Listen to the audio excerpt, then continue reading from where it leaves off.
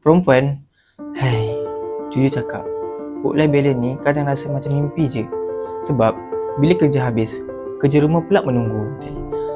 Ramai wanita kerjaya bangun awal, pergi kerja, balik rumah sama uruskan anak, pasangan, makan, rumah, belum kira mental load yang tak pernah habis. Sebab tu, ramai rasa work-life balance ni macam mitos. Bukan tak mampu, tapi beban tu banyak sangat sampai tak sempat fikir pasal diri sendiri. Tapi sebenarnya, balance tu bukan bermaksud semua benda kena perfect. Perempuan yang berkejaya tetap boleh capai balance, tapi versi kita mungkin lain. Bukan 50-50 setiap hari, tapi cukup bila kita jaga diri, jaga emosi dan tak biarkan diri burn out. Kalau kau perempuan yang tengah struggle nak cari balance dalam hidup, ingat, kau tak seorang. So, kongsi video ni atau tag kawan yang perlukan reminder ni.